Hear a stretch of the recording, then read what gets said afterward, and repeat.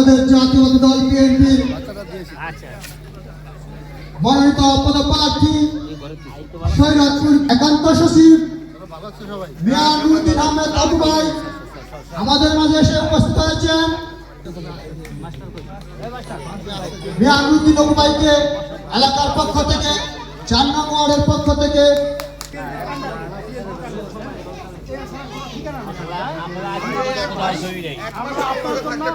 আমরা আছি, ইনশাআল্লাহ থাকবো, চিরদিন থাকবো। আমি একটা মাস আমার লগে রাখতে চাইতেছি। আব্বাস কুমার সবাই সাথে আসতে আমার খুব প্রিয়।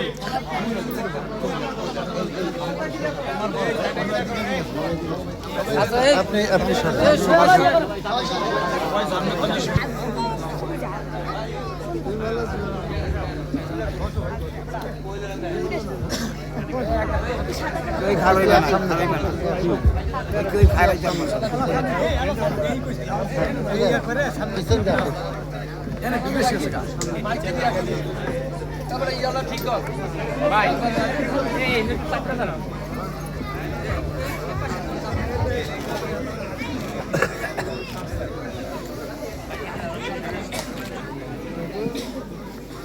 ভালো লাগে আর কি করবো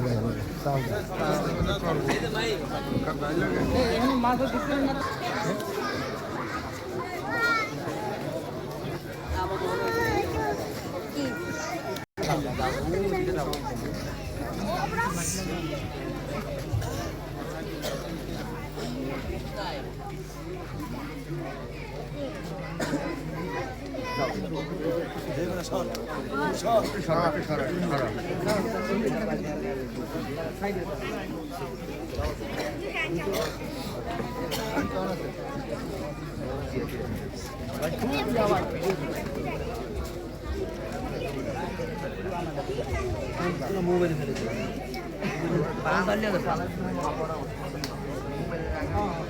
মোবাইল চালিয়ে তারা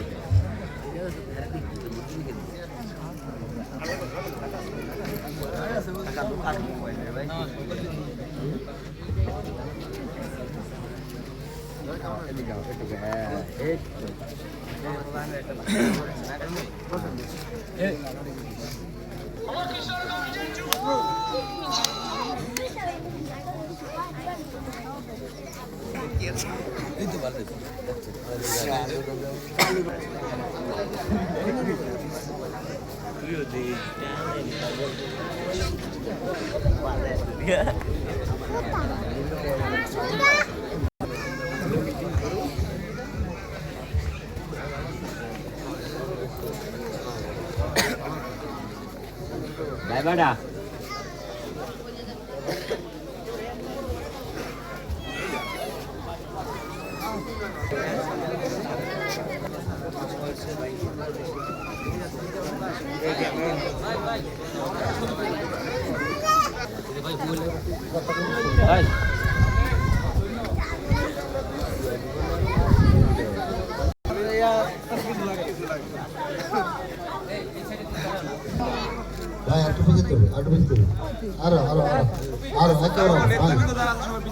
সব পিছান আমরাও ছেড়ে দেখা সামনে যারা আছে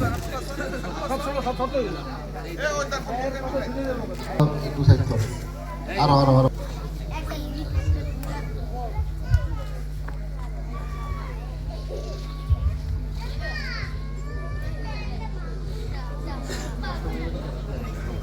সবাই কেমন আছেন? আমার মায়ের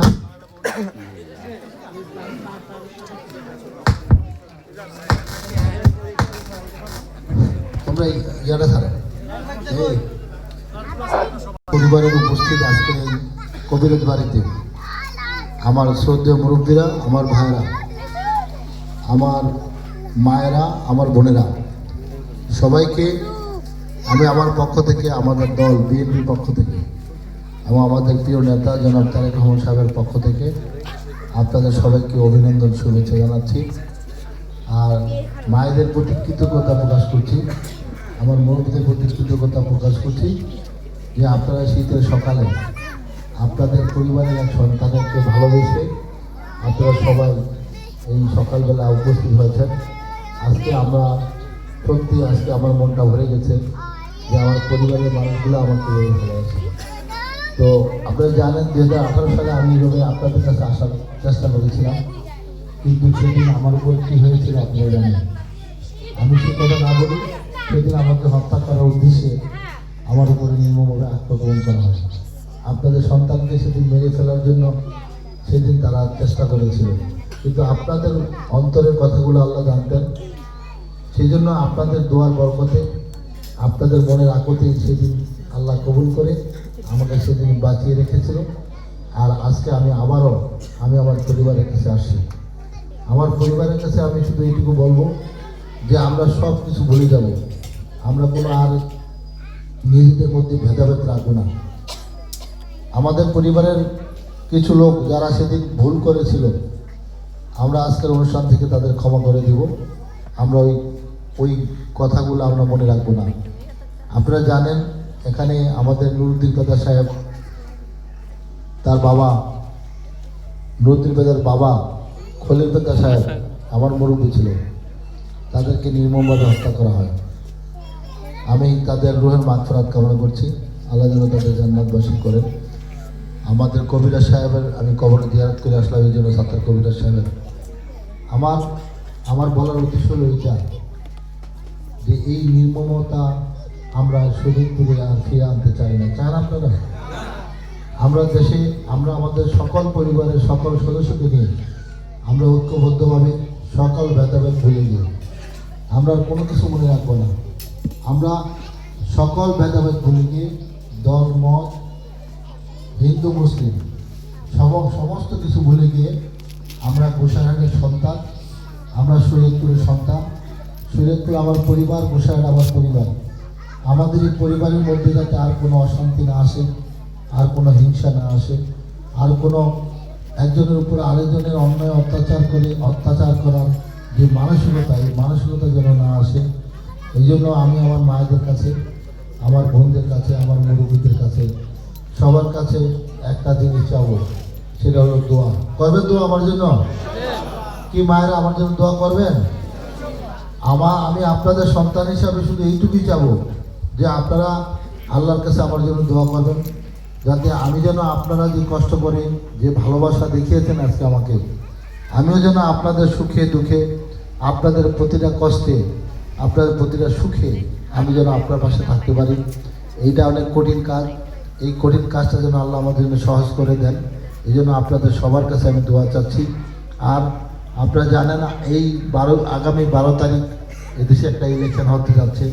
আমি একটা দলের প্রতিনিধি হিসাবে আপনাদের বোনেরা এখানে আসেন নাই, আমি আপনাদের যারা এখানে উপস্থিত হয়েছেন আপনাদের সবার কাছে আমি অনুরোধ করব যে আপনারা যে সমস্ত মায়েরা বোনেরা এখানে আসেন নাই তাদের কাছে আমার সালাম পৌঁছে দিবেন আর আমার জন্য দোয়া চাবেন। ঠিক আছে?